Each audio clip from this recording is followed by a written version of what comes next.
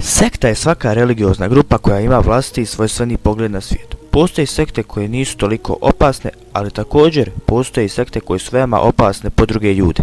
Mi vam danas predstavljamo 6 najgorih sekti svih vremena. Prije nego što krenemo u video, zamolio bih vas, ako to već niste, da se pretplatite na naš kanal kako bi nas podržali u daljem radu. A mi sada idemo u video. Porodica Manson. Osnivač ove sekte je bio Charles Manson, čovjek koji je skoro cijeli svoj život proveo po zatvoru. 1967. godine se preselio u San Francisco i oko sebe je okupio grupicu mladih ljudi koju je kasnije nazvao porodica. Za razliku od ostalih sekti, porodica Manson se nije bazirala na religiji, iako je osnivač ove sekte Charles Manson bio zainteresovan za sotonizam. Osnovna ideja sekte je bila eliminacija crne rase.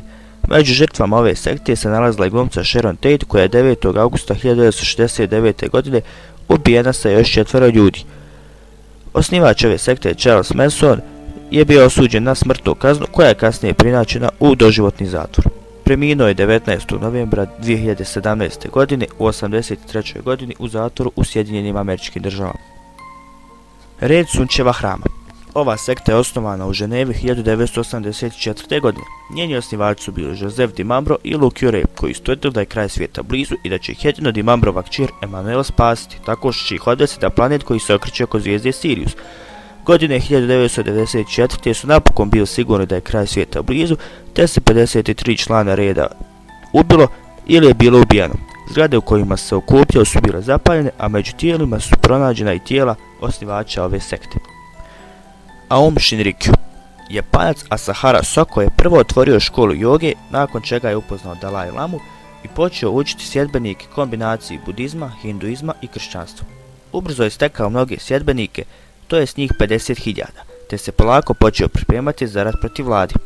20. marta 1995. godine 5 članova kulta je u tokijsku podzemnu željeznicu pustilo opasan plin sarin, ubivši 12 ljudi, dok je 5500 ljudi završilo u bolnici. Osnivač ove sekte Asahara Soko je 6. jula 2018. godine sa još 6 članova ove sekte pogubljen vješanjem u Tokiju. A 20 dana kasnije, to jest 26. jula 2018. godine, pogubljeno je još 6 preostalih članova ove sekte. Pokret za obnovu 10 Božjih zapovjedi. 4 bivša svećenika, 2 bivše redovnice i 1 bivša prostitutka propovijedao su kako će se smak svijeta dogoditi 31. decembra 1999. godine. Kada se to ipak nije dogodilo, organizirao su veliku gozbu za navodni dan dolaska djevice Marije 17. marta 2000. godine.